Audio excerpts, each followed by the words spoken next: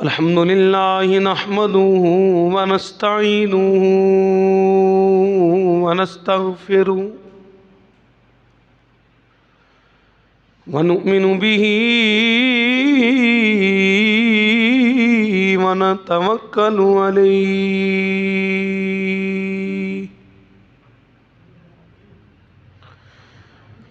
व नऊज़ु बिल्लाहि मिन शुरूरि अनफुसिना व मिन सय्यिआति अअमालिना मन यहदिहिल्लाहु फला मुदिल्ल लहु व मन युद्लिल्हु फला हादिय लहु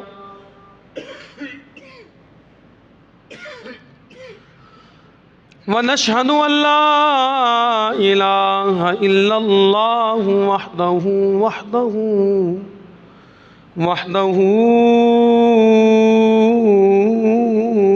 ला शरीका लहु व नशहदु अन्ना सय्यिदना व सनदना व मौलाना व हबीब रब्बिना व तबीबना व तबीब कुलूबिना मुहम्मदन अब्दुहु व रसूलुहु अम्मा बादु फ़अऊज़ु बिल्लाहि मिनश शैतानिर रजीम बिस्मिल्लाहिर रहमानिर रहीम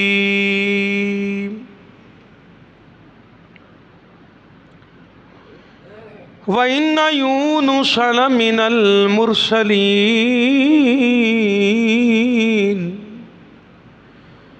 इज़ अबक़ा इलल फुल्किल मशहून फ़साहम फ़कान मिनल मुदहदीन फ़ल्तक़महुल हूत व हुवा मुलीम फ़लौला अन्नहु कान मिनल मुसब्बिहीन ललबिस फ़ी बत्निही इला यौमि युबअसून आमन्तु बिल्लाहि सदक़ल्लाहु मौलानल अज़ीम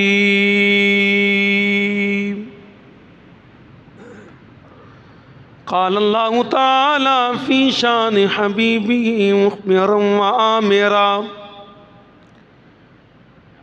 इन्नल्लाह व मलाइकतहु युसल्लूना अलन नबी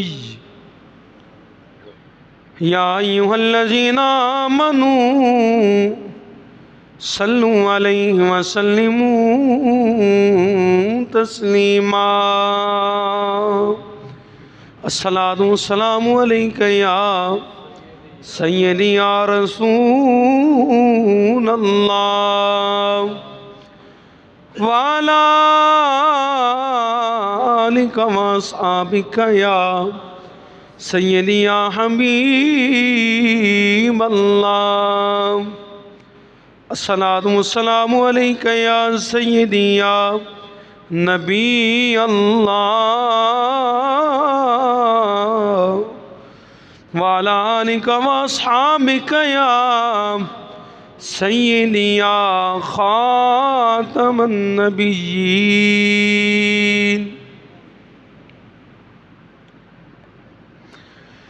या रब्बि सल्लि व सल्लिम दाइमन अबदा अला हबीबिका खैरिल खल्क़ि कुल्लिहिमी हुवल हबीबुल्लज़ी तुरजा शफ़ाअतुहु लिकुल्लि हौलिम मिनल अहवालि मुक़्तहिमी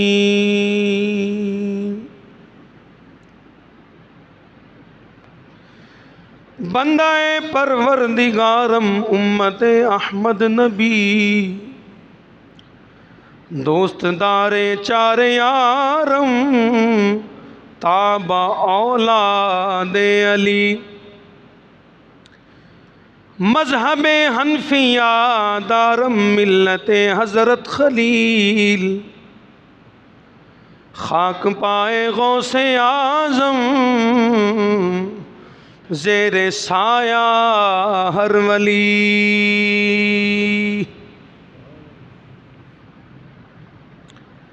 अल्लाह रब्बुल आलमीन अहकमुल हाकिमीन, खालिक व मालिक कायनात,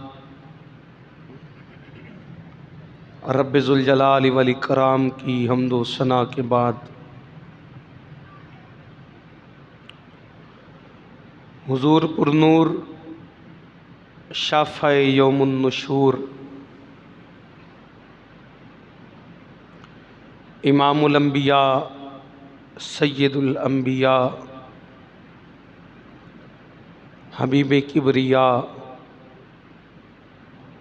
रसूल मुर्तज़ा हज़रत मुहम्मद मुस्तफ़ा अहमद मुज्तबा सल्लल्लाहु ताला अलैहि व आलिहि वसल्लम की बारगाह बेकसपना में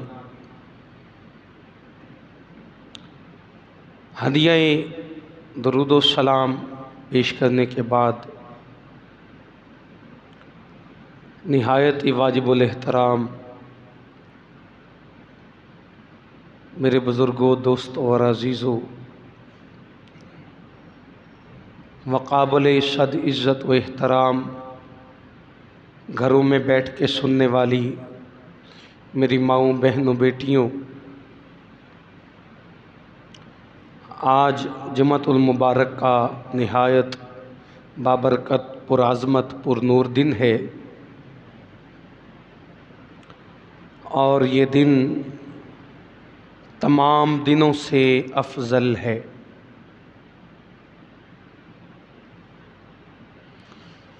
जुम्मा का दिन तहारत व पाकीज़गी का दिन है, तक़वा व परहेज़गारी का दिन है, इबादत व नवाफिल का दिन है, ज़िक्र व अज़कार का दिन है, तौबा इस्तग़फ़ार का दिन है, दुआओं की कबूलियत का दिन है। और जुमे के दिन का ख़ास वजीफ़ा दुरूद पाक है। हज़ूर नबी करीम सल्लल्लाहु अलैहि व आलिहि वसल्लम ने फरमाया कि जुमा के दिन मुझ पर कसरत से दुरूद पाक पढ़ा करो। नबी पाक अलैहिस्सलाम ने फरमाया कि जुमा के दिन जो शख्स मुझ पर 100 मरतबा दुरूद पाक पढ़ता है, अल्लाह ताला उसके 80 साल के गुनाह माफ़ फरमा देता है।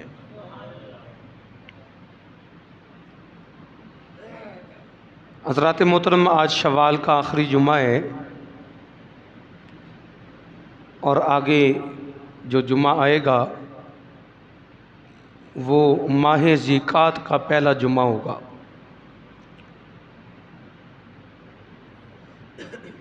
आज मैंने सूरह स्वाफ़ात, ये कुरान मजीद के 23वें पारे की सूरत है, उसकी चंद आयात आप हज़रात के सामने तिलावत की हैं, जिसमें अल्लाह ताला ने अपने पैगंबर हज़रत यूनुस अलैहिस्सलातु वस्सलाम का ज़िक्र फरमाया है। हज़रत यूनुस अलैहिस्सलातु वस्सलाम के नाम पर कुरान मजीद में एक पूरी सूरत भी उतरी है। बहुत सारे अंबिया हैं जिनके नामों पर सूरतें उतरी हैं। उन पैगंबरों में एक नाम हज़रत यूनुस अलैहिस्सलाम का भी है।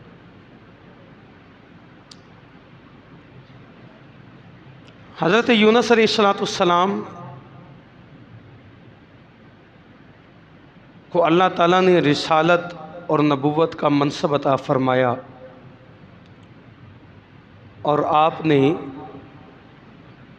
अपनी कौम को जब अल्लाह का पैगाम सुनाया, कौम की जो तादाद थी मियाती अल्फिन औ यजीदून, कुरान ने ये बताया है कि 1 लाख या 1 लाख से भी ज़्यादा थी। और सारी की सारी कौम जो थी वो कुफ्र में मुब्तला थी, सारे काफिर थे। हज़रत यूनुस अलैहिस्सलाम ने उनको अल्लाह ताला का पैगाम सुनाया,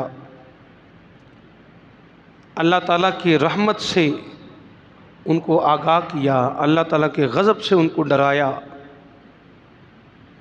बड़ी कोशिश की और बड़ी देर तक, कई साल तक आपने तबलीग फरमाई, लेकिन कौम जहालत के अंधेरों में डूबी हुई थी। अल्लाह के पैगंबर की तालीमात का उन पर कोई असर ना हुआ।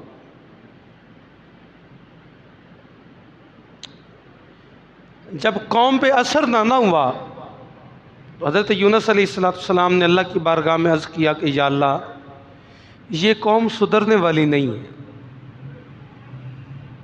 तो अल्लाह ने फरमाया कि फिर ऐसा करें कि आप इनको अज़ाब की ख़बर सुना दें कि अल्लाह का अज़ाब तुम पर आने वाला है,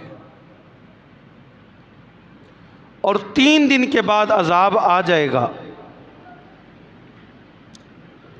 हज़रत यूनुस अलैहिस्सलाम ने ख़बर तो सुनाई, ख़बर सुनाते ही अपनी कौम को छोड़कर चले गए।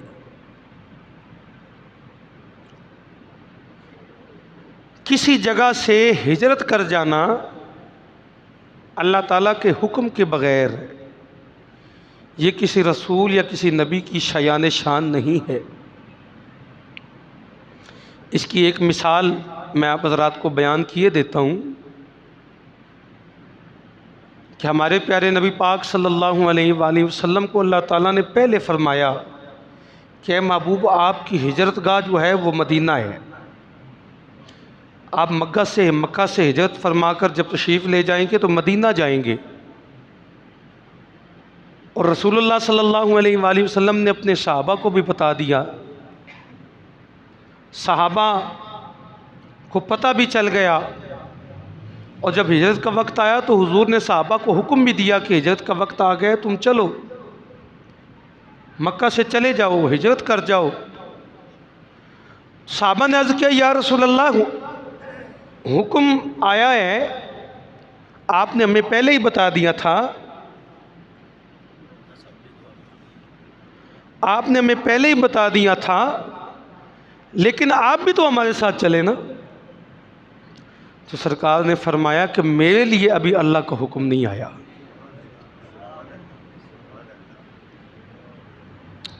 मेरे लिए अल्लाह का हुक्म, हालात ख़राब हैं, मुश्किलात बढ़ती जा रही हैं।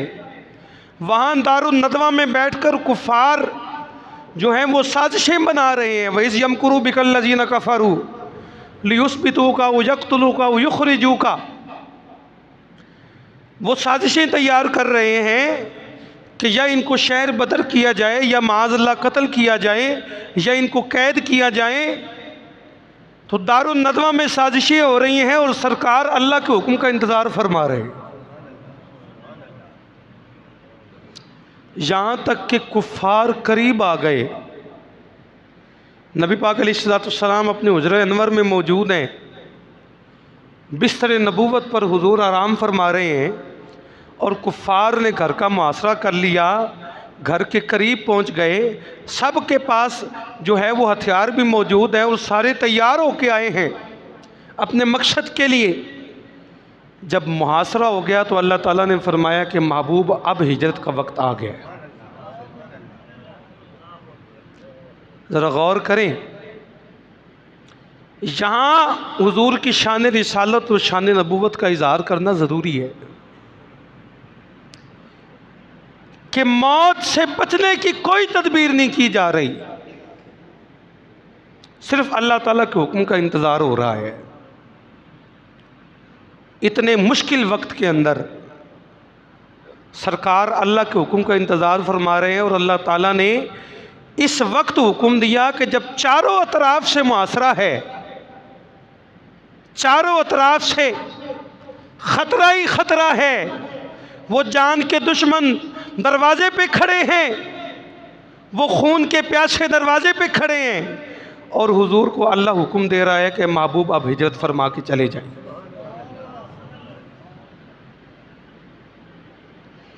तो ऐसे वक्त में भी अल्लाह ताला के हुक्म का इंतज़ार करना, ये रिसालत व नबूवत की शान है। अब सरकार को जब अल्लाह ने हुक्म दिया तो अल्लाह ने फरमाया कि रेत हाथ में पकड़ ले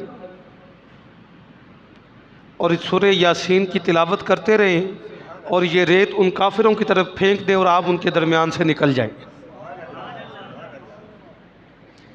अब इतना बड़ा लश्कर खड़ा है,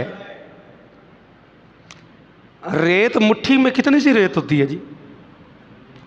सरकार ने जब रेत फेंकी तो वो जितने काफिर खड़े थे सबको ऊँग आ गई और सारे के सारे सो गए। मेरे नबी यासीन की तिलावत करते करते उनके दरमियान से गुजर गए। आप ज़रा अंदाज़ा लगाएं कि यासीन की शान वाले नबी ने जब यासीन की तिलावत की होगी तो मंजर कैसा होगा।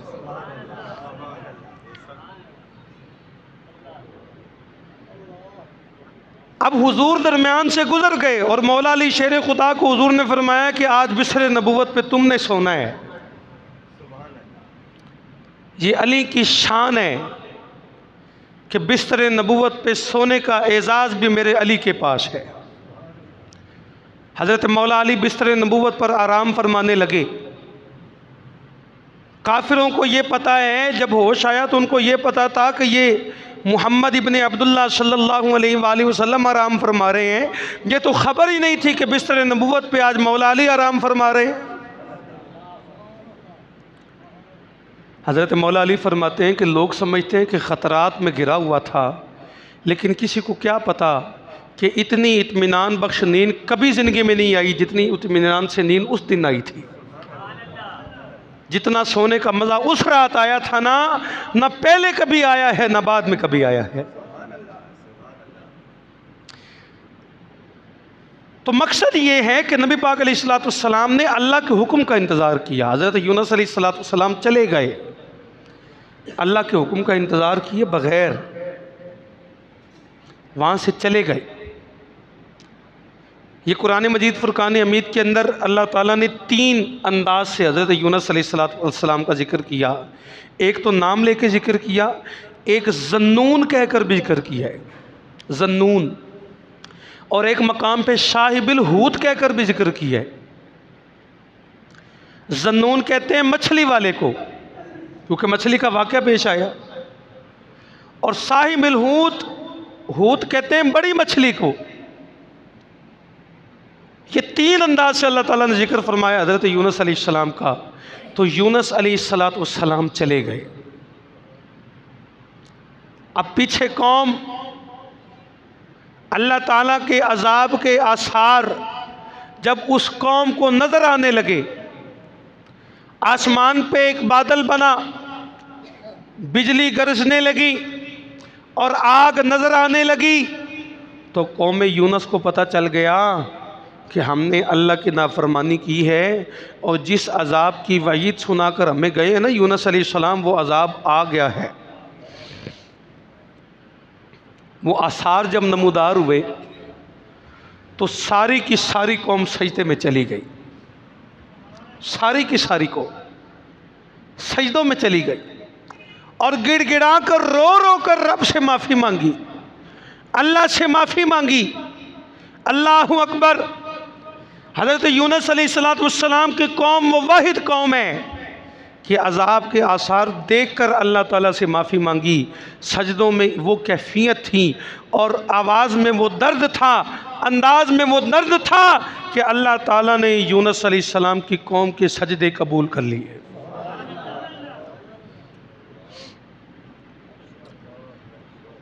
यहाँ तो ज़लज़ले भी आते रहे, सैलाब भी आते रहे, बीमारियां भी वबा बन के आती रहीं, हालात बदलते रहे। अगर कुछ नहीं बदला तो इंसान का दिल नहीं बदला। 2 साल तक इस मुल्क के अंदर कोरोना वायरस की बीमारी ने लोगों को कितना परेशान किया।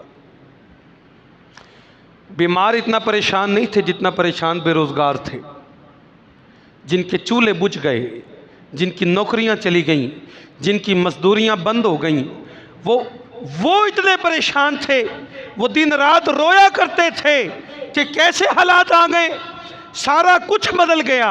अगर नहीं बदला तो बंदे का दिल नहीं बदला, बंदे का मिजाज नहीं बदला, बंदे की तबीयत नहीं बदली। रातों की तारीकियों में एक एक छत पर 4-4 अजानें पड़ी गईं, लेकिन मस्जिदों में नमाजियों की तादाद नहीं बढ़ी।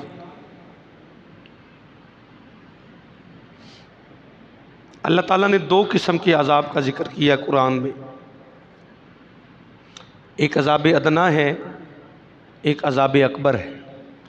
ये बातें आपको समझा रहा हूँ ताकि आप समझें। ये इस वाक़े के अंदर से ये बातें निकलेंगी। अजाब अदना फरमाया वला नुज़ीक़न्नहुम मिनल अज़ाबिल अदना दूनल अज़ाबिल अकबर लअल्लहुम यरजिऊन। फरमाया कि अल्लाह अज़ाब अकबर की बजाय अज़ाब अदना का मज़ा तुम्हें चखाएगा। अज़ाब अदना यही अज़ाब अदना है।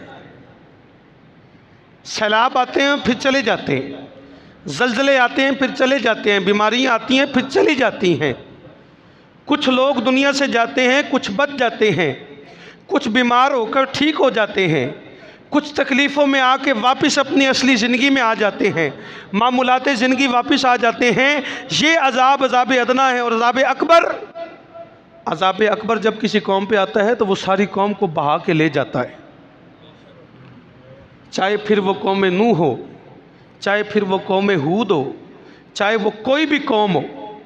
जब उन पर अज़ाब आते हैं अल्लाह के तो वो सारी की सारी कौम तबाह हो जाती है। इस कौम पर अल्लाह ताला ने अपनी नाराज़गियों का कई दफ़ा इजहार किया। हालात बदले हैं लेकिन हम नहीं बदले। मेरे भाइयों याद रखो, अल्लाह ताला ने अज़ाब अदना की वजह बयान की, फरमाया लअल्लहुम यरजिऊन। ये अज़ाब अदना सिर्फ इसलिए आएगा कि तुम रुजू करके अल्लाह के नेक बंदे बन जाओ, तुम वापिस आ जाओ। या अय्युहल इंसानु मा गर्रक बिरब्बिकल करीम। अल्लाह ताला ने भटकते हुए इंसान से फरमाया कि किधर भटक रहा है तू, कि तेरा रब बड़ा करीम है, आ जा अपने रब की बारगाह में। यूनुस अलैहिस्सलाम की कौम सजदे में गई, अल्लाह ताला ने सजदा कबूल कर लिया। ये एक वाहिद कौम है। मुफस्सिरीन कराम लिखते हैं कि इस कौम की खसूसियत थी, वरना अल्लाह का कानून क्या है, फलौला कानत करियतुन आमनत फनफ़अहा ईमानुहा इल्ला कौम यूनुस। ये अल्लाह ताला का फ़ैसला है, अल्लाह ताला का कानून है कि जब अज़ाब के आसार सामने आ जाएं तो किसी कौम का ईमान अल्लाह कबूल नहीं करता। जब अज़ाब सामने आ जाए, हत्ता इज़ा अदरकहुल गरक़ क़ाल आमनतु अन्नहु ला इलाहा इल्लल्लज़ी आमनत बिही बनु इसराईल। जब अज़ाब सामने आ गया, जब मौत सामने आ गई, जब दरियाए नील में गर्क होने लगा फ़िरऔन, तो उसने कहा कि मैं ईमान लाता हूँ, बनी इसराइल जिस पर ईमान लाती है मैं उस रब पर ईमान लाता हूँ। व आना मिनल मुस्लिमीन, और मैं उसके फरमाबरदारों में से हूँ। तो अल्लाह ने फरमाया आल आना वक़द आसैत क़ब्ल व कुन्त मिनल मुफ़सिदीन। अब तेरे ईमान की हमें ज़रूरत, वो तो पहले तो ईमान ले आता तो बात और थी, अब तेरे ईमान की हमें कोई ज़रूरत नहीं, अब तेरा ईमान नहीं चाहिए, क्योंकि अब तो अल्लाह ताला की निशानियों पर ईमान नहीं ला रहा, अब तो मौत के डर से ईमान ला रहा है। ये एक खसूसियत अल्लाह ताला ने हज़रत यूनुस अलैहिस्सलाम की कौम को दी। फरमाया फलौला कानत क़रियतुन आमनत फनफ़अहा। फरमाया ये किसी कौम के लिए ये बात नहीं है, ये कानून नहीं है कि किसी कौम पे अज़ाब आ जाए तो फिर उनका ईमान उसको नफ़ा दे, इल्ला कौम यूनुस। फरमाया हाँ, एक यूनुस अलैहिस्सलाम की कौम थी कि अज़ाब के आसार देखे, सजदे में गए तो अल्लाह ताला को उनके सजदे इतने पसंद आए कि अल्लाह ताला ने अज़ाब के आसार भी हटा लिए। अब आसार हट गए। हज़रत यूनुस अलैहिस्सलाम की कौम जब सजदे से उठी, ये बात भी ज़रा गौर से सुनो, सिर्फ ये नहीं कि माफ़ी मांग के बात ख़त्म हो गई। हम तो शब बारात की रात इबादत में गुजारते हैं, वो भी कोई करता है कोई नहीं करता। शब कदर की रात इबादत में गुजरती है, कोई करता है कोई नहीं करता। कई लोग सुबह की नमाज भी छोड़ देते हैं। जब कौम यूनुस ने रब की बारगाह में इस्तिग़फ़ार पेश किया, जब अल्लाह से माफ़ी मांगी, तो फिर इस कदर अमल किया कि जिस बंदे ने जिसका हक मारा था ना, वो जाके उसके घर की दहलीज पर उसका हक अदा करके आया। यहाँ तक लिखा है उलमा ने कि जिसके घर की दीवार में किसी की नाजायज़ ईंट भी लगी हुई थी ना, वो ईंट भी जाके उतार के उसने वापस की। जिन्होंने फरमा बरदारी का अहद किया, फिर उन्होंने ऐसे फरमा बरदारी की, फिर उन्होंने ऐसे तौबा की। हमारी तो तौबा हज़रत मौला अली शेर खुदा कररमल्लाहु ताला वजुल करीम का फरमान है। आप फरमाते हैं दो बंदों की तौबा कभी भी अल्लाह की बारगाह में कबूल नहीं होगी। कौन से? फरमाए एक तो वो कि जो तौबा की आस पर गुनाह करता रहे, कि गुनाह करेगा फिर कहता है अब तौबा कर लेता हूँ, फिर गुनाह करता है फिर कहता है तौबा गुनाह करूँगा तो तौबा कर लूँगा। आपने फरमाया कि मोमिन तो वो है कि जो रात को सोए तो सुबह जागने की उम्मीद ना रख के सोए। उसका तो ईमान ये होता है कि ये मौत का इल्म रब के पास है, बंदे के पास नहीं। मोमिन तो उसे कहते हैं, ईमान वाला तो उसे कहते हैं कि मौत का इल्म अल्लाह के पास है, पता नहीं ज़िंदगी कहाँ तक साथ दे कहाँ तक ना दे। मौला अली फरमाते हैं कि उस बंदे की तौबा कैसे कबूल हो सकती है जो तौबा की आस पे गुनाह करता रहे, और दूसरा बंदा वो कि जो एलानिया गुनाह करे और फ़ख्र के साथ लोगों को बताए। ये दो बंदों की तौबा कभी कबूल नहीं होगी। हज़रत यूनुस अलैहिस्सलाम की कौम ने तौबा की और फिर उस पर अमल किया। जो जो बातें अल्लाह ताला से माफ़ी मांगी, जो जो गुनाह किए थे उनका अजाला किया। अब जब कौम सजदों से उठी तो सजदों से उठने के बाद कौम ने सोचा कि अब हमारा नबी कहाँ है। अब यूनुस अलैहिस्सलाम को तलाश किया जाए, अब उनको तलाश किया जाए, उनको ढूंढा जाए, उनसे माफ़ी मांगी जाए और उनको इज़्ज़त दी जाए, उनका एहतराम किया जाए, उनके साथ अदब के मामलात किए जाएं। अब कौम तलाश कर रही है। वहाँ हज़रत यूनुस अलैहिस्सलाम जब अब अपनी कौम को छोड़ कर गए, इस ज़हबा मुगादिबन, तो कैफियत में जलाल था, गुस्सा था, कौम ने बात नहीं मानी। इतना जलाल था कि गए, एक कश्ती वहाँ पर दरिया में मौजूद थी और कश्ती में सवारियाँ भी पूरी थीं, सामान भी पड़ा हुआ था। हज़रत यूनुस अलैहिस्सलाम उस कश्ती में बैठ गए। जब कश्ती दरमियान में पहुँची तो तूफ़ान आ गया। जब तूफ़ान आया तो कश्ती हिलने लगी, डोलने लगी। तो मलाज समझ गया, वो कहने लगा कि अपने अपने सामान फेंक दो दरिया में।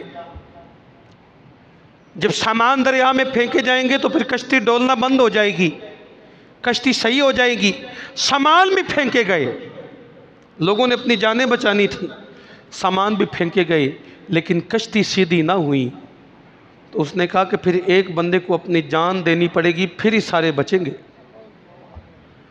एक बंदे को जान देनी पड़ेगी, एक बंदे को दरिया में कूदना पड़ेगा, फिर ही सारी कौम, जो जितने भी लोग बैठे हैं कश्ती में, ये सारे के सारे तब बचेंगे जब एक बंदा तुम में से जान देगा। तो हज़रत यूनुस अलैहिस्सलाम फरमाने लगे कि कश्ती डोल रही है मेरी वजह से, तो फिर दरिया में भी मैं ही छलांग लगाता हूँ, दरिया में भी मैं ही जाऊँगा, समंदर में।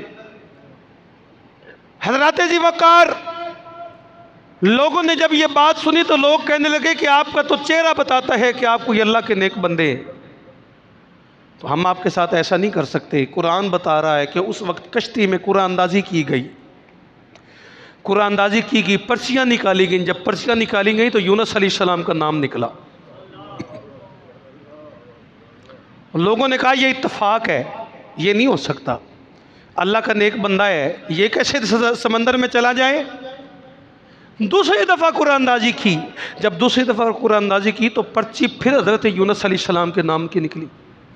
तीसरी दफ़ा कुरान अंदाज़ी की 3 दफ़ा कुरान अंदाज़ी की गई और तीनों दफ़ा नाम हज़रत यूनुस अलैहिस्सलाम का निकला तो हज़रत यूनुस अलैहिस्सलाम फरमाने लगे मैं समझ गया हूँ ये मेरे रब का अमर आ गया है, ये अल्लाह का हुक्म आ गया है। अल्लाह अकबर। हज़रत यूनुस अलैहिस्सलाम कश्ती से समंदर में जाने लगे तो समंदर में अल्लाह ताला ने एक मछली को हुक्म दिया। वो मछली पहले से समंदर में मौजूद थी, वो मुंह खोल के बैठी थी। हज़रत यूनुस अलैहिस्सलाम जब पानी में गए तो सीधा मछली के पेट में चले गए। अब ज़रा अल्लाह की कुदरत देखना, मछली के पेट में, और अल्लाह ताला ने मछली से फरमाया कि ये मेरा पैगंबर है, ज़रा ख्याल करना, तकलीफ़ ना हो। 40 दिन तक हज़रत यूनुस अलैहिस्सलाम उस मछली के पेट में रहे। फनादा फिज़्ज़ुलुमात, कुरान ये बता रहा है कि अंधेरों में रहे। 3 किस्म के अंधेरे थे, एक रात का अंधेरा, मछली के पेट का अंधेरा, पानी का अंधेरा। इन 3 किस्म के अंधेरों में वक्त गुजारा अल्लाह के पैगंबर ने। जब मछली के पेट में चले गए तो मछली पानी की गहराई में गई। पानी की गहराई में गई तो पानी की गहराई में जो आबी मखलूक़ात थी, जो पानी में रहने वाली हैं, पानी में ज़िंदा रहने वाली आबी मखलूक़ात, जब मछली दरिया की समंदर की गहराई में गई तो आबी मखलूक़ात अल्लाह के ज़िक्र में मसरूफ़ थी, अल्लाह के ज़िक्र में, अल्लाह ताला की याद में। हज़रत यूनुस अलैहिस्सलाम के कानों में आवाज़ पड़ी, वो मखलूक़ात अल्लाह का जिक्र कर रही हैं। तो यूनुस अलैहिस्सलाम ने दिल में सोचा कि ये मखलूक़ात पानी की गहराई में अल्लाह के जिक्र में मसरूफ़ हैं तो मैं क्यों खामोश हूँ। फ़नादा फ़िज़्ज़ुलुमात अल्ला इलाहा इल्ला अंता सुब्हानका इन्नी कुन्तु मिनज़ ज़ालिमीन। और फिर 40 दिन तक यूनुस अलैहिस्सलाम कुरान की ये आयत पढ़ते रहे, ला इलाहा इल्ला अंता सुब्हानका इन्नी कुन्तु मिनज़ ज़ालिमीन। अल्लाह फरमा रहा है कि मछली के पेट में अंधेरों में जहां ऑक्सीजन भी कोई नहीं थी, ये अल्लाह ताला के पैगंबर का अजीम मुजज़ा है और ये अल्लाह की एक बहुत बड़ी निशानी है कि वहाँ अंधेरों में बग़ैर ऑक्सीजन के हज़रत यूनुस अलैहिस्सलाम ज़िंदगी की नेमत से माला माल होते हुए अल्लाह ताला की तस्बीह और उसकी हम्द और उसकी उलूहियत बयान करते रहे और अल्लाह का जिक्र करते रहे। 40 दिन गुजर गए मछली के पेट में। ज़रा गौर करें, ये कलमा, ये आयत कुरान मजीद की 2 आयत ऐसी हैं जिनको नाम दिया गया है उनकी फ़जीलत की वजह से, उनकी अहमियत की वजह से, उनके मकाम की वजह से। वो 2 आयत, पहली आयत है आयतुल कुर्सी, आयतुल कुर्सी, और दूसरी आयत है आयत करीमा। ये आयत करीमा ये 40 दिन तक तिलावत की हज़रत यूनुस अलैहिस्सलाम ने मछली के पेट में। अब इस आयत करीमा पे ज़रा गौर करें, इसका पहला हिस्सा है ला इलाहा इल्ला अंत, कि नहीं कोई माबूद मगर सिवाय तेरे। क्योंकि अल्लाह के बारगाह में ये मुनाजात पेश कर रहे हैं, अल्लाह की इबादत कर रहे हैं, अल्लाह की इबादत फरमा रहे हैं, तो फिर ये अल्लाह ताला से मुखातिब हो के ला इलाहा इल्ला अंत, कि ऐ मेरे रब तेरे सिवा कोई इबादत के लायक नहीं, तेरे सिवा कोई इबादत के लायक नहीं। सुबहानक,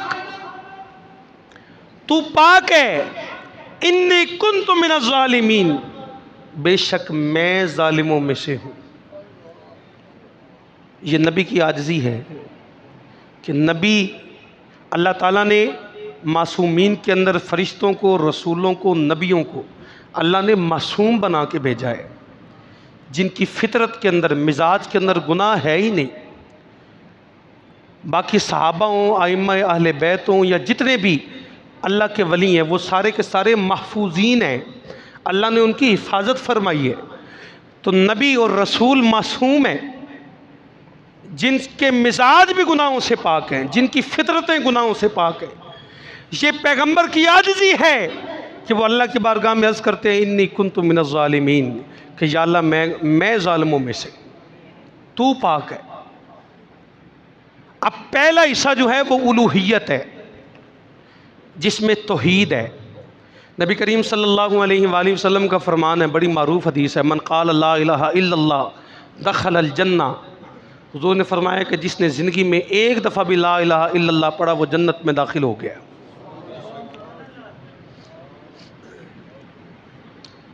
वो जो मकाम शफ़ाअत है, सरकार ने फरमाया कि जब शफ़ाअत करूँगा ना मैं अपनी उम्मत की, हुज़ूर ने फरमाया कि 4 दफ़ा सजदा करूँगा अल्लाह की बारगाह में। कितनी दफ़ा? 4 दफ़ा। हशर के मैदान में सरकार सजदा फरमाएंगे, अल्लाह की बारगाह में सजदा बसुजूद होंगे। तो जब चौथी दफ़ा सजदा करेंगे ना तो अल्लाह फरमाएगा कि ऐ महबूब जहन्नम की तरफ तशरीफ़ ले जाए, और जिसने ज़िंदगी में एक दफ़ा भी ला इलाहा इल्लल्लाह पढ़ा है ना उसको जहन्नम से निकाल के जन्नत में ले जाए।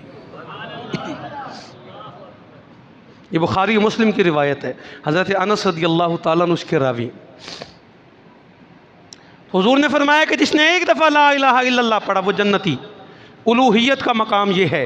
और सुबहानक, मेरे नबी पाक अलैहिस्सलाम ने फरमाया कि मीज़ान का पलड़ा, कि ज़मीन व आसमान की वुसअत के अंदर जितनी भी चीज़ें हैं, ये सारी की सारी चीज़ें तुम मीज़ान के एक पलड़े में रख दो तो वो पलड़े को भर नहीं सकती।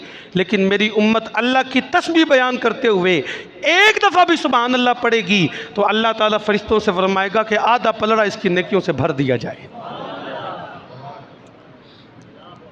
ये सुबूहियत है, अल्लाह की तस्बीह का मकाम।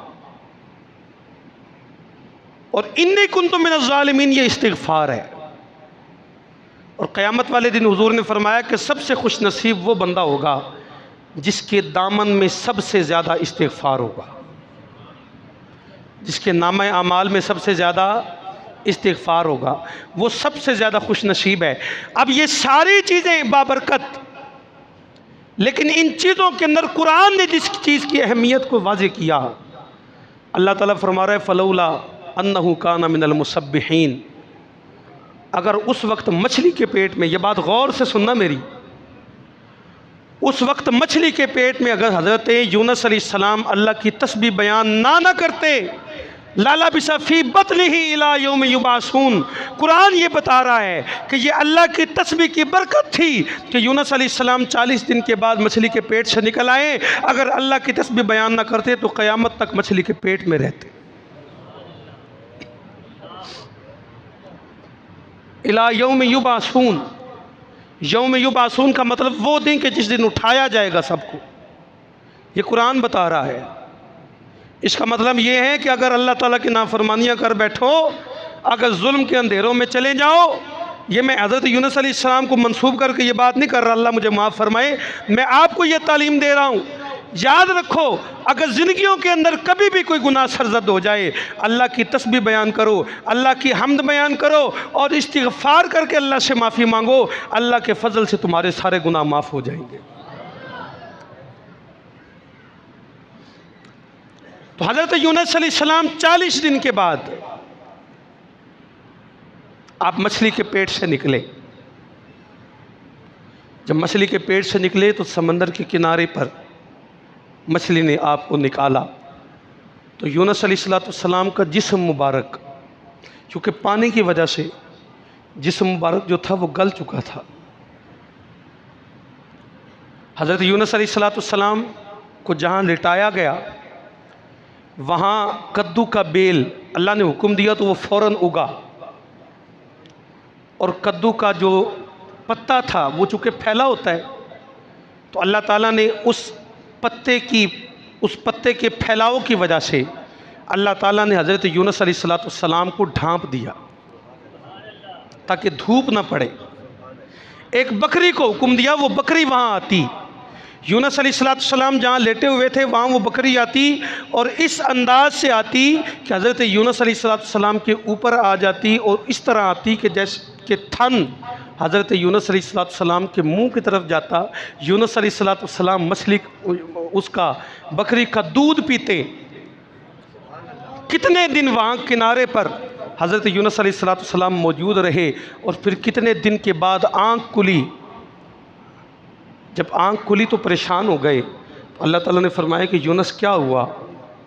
अर्ज़ किया या अल्लाह वो मेरी कौम का क्या बना, कौम का क्या बना? अल्लाह ने फरमाया कि आपकी कौम ने तौबा की थी और आपके रब ने उनकी तौबा कबूल कर ली।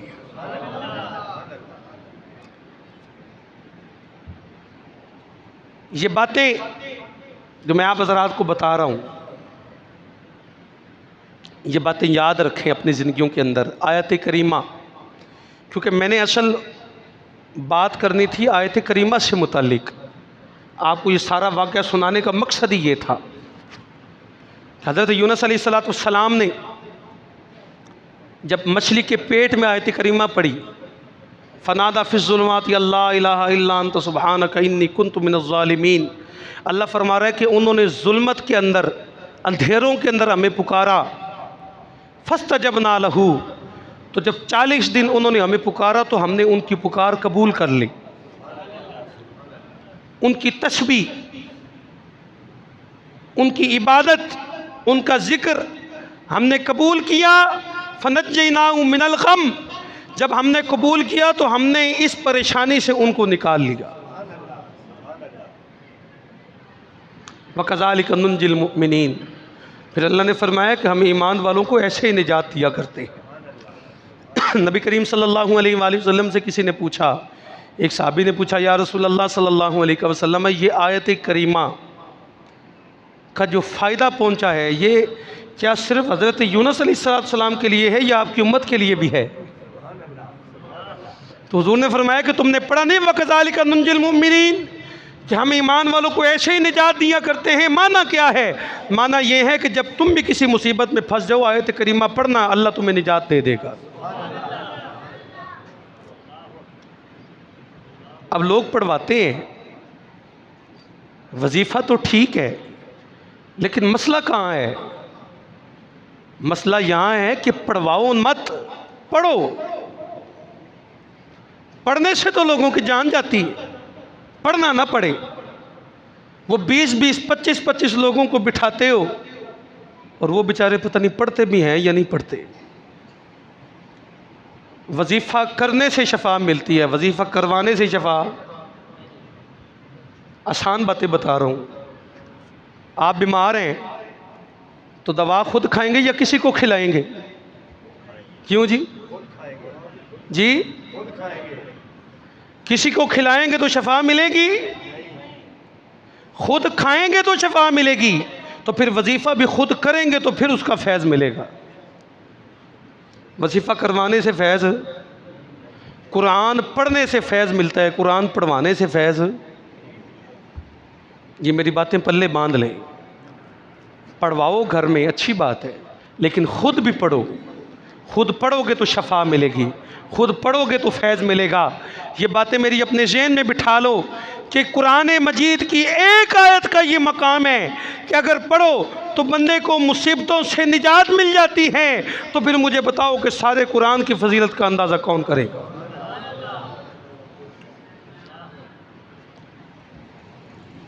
तुम बीमार होते हो तो डॉक्टर के पास जाते हो कि जी मुझे बुखार है, पेट में दर्द है, टांग में दर्द है, गुर्दों में दर्द है, सर में दर्द है, तो वो तुम्हें दवा देता है, शफा तुम्हें अल्लाह देता है। शफा तुम्हें, ये बात समझाने के लिए है। नबी पाक सल्लल्लाहु अलैहि वसल्लम के पास एक सहाबी आए, आके अर्ज़ किया, या रसूलल्लाह सल्लल्लाहु अलैहि वसल्लम, आप फरमाते हैं कि अल्लाह ताला तुम्हारी चीज़ों का मुहाफिज़ है। अब ये ऊँट मेरे पास है, क्या इस ऊँट को यहाँ खुला छोड़कर मैं नमाज अदा करूँ? हिफाजत तो अल्लाह ने फरमानी है, तो क्या मैं नमाज अदा करूँ? हुजूर ने फरमाया कि पहले ऊँट बांधो, पहले ऊँट बांधो, फिर अल्लाह पे यकीन रखो कि अल्लाह तुम्हारे ऊँट की हिफाजत फरमाएगा। ऊँट का बांधना सबब है, सबब इख्तियार करना शरीयत में लाजिम है। तुम सबब इख्तियार करो, अल्लाह ताला तुम्हें उसका नतीजा दिखाएगा। जब तक तुम दवा खाओगे नहीं तुम्हें शफा नहीं मिलेगी। जब तक तुम हिफाजत करोगे नहीं, तुम्हारी हिफाजत की जिम्मेदारी अल्लाह नहीं लेगा, इसी तरह जब तक तुम वजीफ़ा पढ़ोगे नहीं तुम्हें फैज़ नहीं मिल सकता। वजीफ़ा पढ़ने से फैज़ मिलता है। अब ये बात एक और आखिरी बात कि डॉक्टर के पास आप जाते हैं, डॉक्टर आपको दवा देता है, सर दर्द की दवा, पेट की दवा, बुखार की दवा, गुर्दे की दवा, किसी भी मर्ज़ की दवा आपको डॉक्टर देता है। कुरान का कमाल क्या है, अल्लाह ने फरमाया या अय्युहन्नासु क़द जाअतकुम मौइज़तुम मिर रब्बिकुम व शिफ़ाउल लिमा फ़िस्सुदूर। फरमाया कि ये जो अल्लाह ने तुम्हें इनाम अता किया है, ये जो अल्लाह की तरफ से तुम्हारे लिए आया है, सबसे पहले तो ये तुम्हारे लिए नसीहत है। मौइज़तुम मिर रब्बिकुम, ये तुम्हारे रब की तरफ से तुम्हारे लिए वाज़ है, नसीहत है। व शिफ़ाउल लिमा फ़िस्सुदूर, फरमाया डॉक्टर तो तुम्हारा इलाज करता है तुम्हारी ज़ाहिरी बीमारियों का, तुम्हारे सीनों में जो बीमारियां छुपी हैं उनका इलाज डॉक्टर नहीं करता, बल्कि उनका इलाज रब का कुरान करता है।